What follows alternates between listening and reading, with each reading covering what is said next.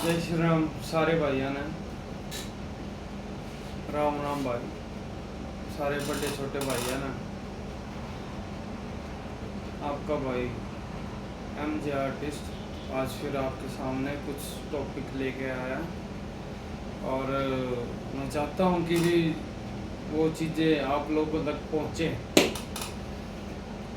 सबसे पहले तो मैं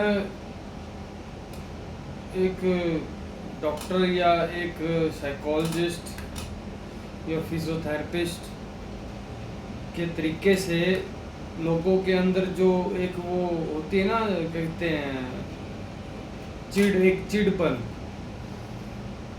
एक अग्रेसिव होना, ये चीज़ें मैं वो दूर करना चाहता हूँ। अभी मैं बाहर मार्केट गया था तो पंच गाड़ी थी एक, उसकी नंबर प्लेट टूटी हुई थी भाई पीछे से, और वो कुछ पढ़े अच्छे ही मतलब कि गवर्नमेंट एम्प्लॉय लग रहे थे या सिविल सर्विसेज के कुछ एम्प्लॉय मुझे लग रहे थे पर्सनैलिटी से। अगर आप लोग ही ऐसे काम करोगे तो आम जनता आपको देख के क्या करेगी?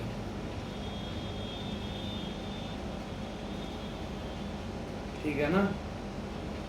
उसी चीज से मैं एक एग्जांपल दे रहा हूँ आपको। आपकी वो चीज देख के कुछ लोगों में चिढ़ पैदा होगी, अग्रेशन होगा, गुस्सा आएगा उनको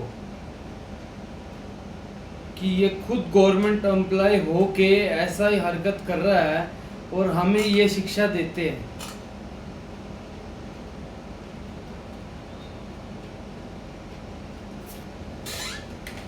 मैं सिर्फ इतना कहना चाहूँगा कि सर, मोदी सर, अगर मेरी वीडियो ये उन तक पहुँचती है तो एक अच्छा मैनेजमेंट बनाइएगा जो कि हमारे पूरे देश को बहुत ही अच्छे तरीके से संभाल पाए। एक अच्छा एडमिनिस्ट्रेशन बनाएं जिसमें एक अच्छी मैनेजमेंट हो, जो कि घूसखोर ना हो, ईमानदारी से काम करने वाले हों।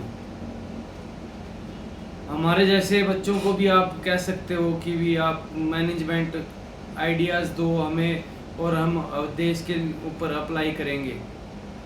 हमारे जैसे बच्चों को भी आप आगे कर सकते हैं। सर, मैंने पहले भी यही बात बोली थी कि भी 1920 में अमेरिका ने एक रिसर्च की थी मैनेजमेंट के ऊपर, एक एडमिनिस्ट्रेशन बना के उसमें एक मैनेजमेंट बनाई थी उन्होंने ये देखा था कि भी हमारे देश का जो जितना यूथ है वो कितना पढ़ा लिखा है। अगर हम उनको जॉब देंगे और बदले में उनसे इतना टैक्स लेंगे तो हमारा कितना बेनिफिट होगा। और आप रियलिटी नहीं मानोगे, एक साल में 20% उनकी जो करेंसी है बढ़ी है। सर, आप जॉब दीजिएगा, गवर्नमेंट उनको जॉब दीजिएगा, बदले में टैक्स हम देंगे आपको। हम आपको वचन देते हैं कि हमारे जैसे जो लोग हैं वो आपको टैक्स देंगे प्रॉपर, पर उस टैक्स का भी अच्छे तरीके से इस्तेमाल होना चाहिए।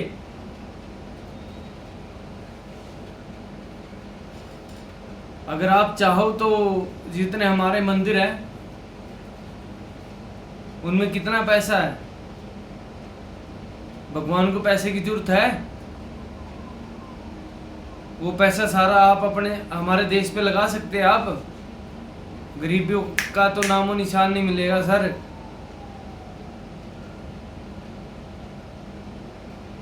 आप बहुत बुजुर्ग लोग हैं मुझसे, मुझे ऐसे आपसे बात नहीं करनी चाहिए, मैं उसके लिए क्षमा मांगता हूँ।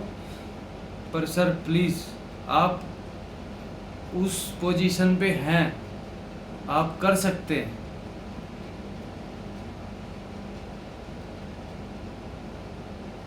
आप वो सारी चीज़ें कर सकते हैं। इसी करके मैं आपके ये वीडियो बना रहा हूँ और ये कह रहा हूँ कि भी प्लीज़ आपके आगे हाथ जोड़ के विनती है कि भी आप प्लीज़ कुछ ना कुछ करिएगा, वरना तो मैं आपको सत्य बताता हूँ आपको। एक हिंदू धर्म का, एक मुसलमान धर्म का, एक ईसाई धर्म का, ठीक है, और एक सिख धर्म का मुक्ति तक नहीं मिलेगी सर। सत्य कह रहा हूँ मैं आपको। आप कितना भी टाइम जी लीजिएगा, 10 साल 20 साल, मैं तो चाहूँगा कि आपकी बहुत लंबी उम्र हो, पर उसके बाद भी आपको मुक्ति नहीं मिलेगी सर, अगर आप कुछ गलत करके जाओगे इस देश के साथ। जो माटी के साथ, जिस माटी में हमने जन्म लिया है और उस माटी के साथ अगर हम गलत करते हैं ना सर, तो मुक्ति नहीं मिलती है, क्योंकि जाना तो हमने इसी में होता है।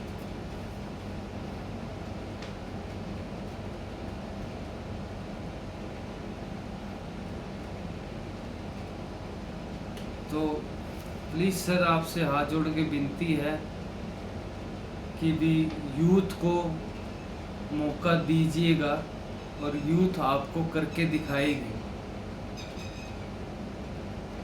मैं आपको सच्चाई कह रहा हूँ। हाँ, मैं मानता हूँ कि भी जो सीनियर सिटीजन है उनका सोचने का तरीका बहुत अलग है।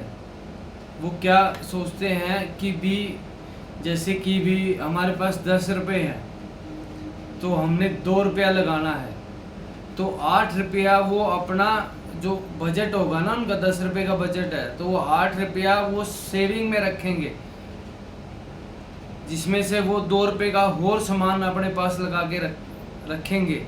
बानिया दिमाग होता है ना जो, वो चीज़, वो हमारे बुजुर्गों की सोच है, ये सच्चाई है, ऐसा करना भी चाहिए। पर जो हमारा यूथ है ना सर, यूथ क्या चाहता है, यूथ को नॉलेज है, वो एजुकेटेड है। इसी करके हम चंद्रमा पे इसी करके नहीं पहुंच पाए हैं सर, हमारे यूथ ने कर दिखाया है, इसी करके हम चंद्रमा पे पहुंच पाए हैं। APJ अब्दुल कलाम जी का मैं बहुत बड़ा फ़ैन हूँ।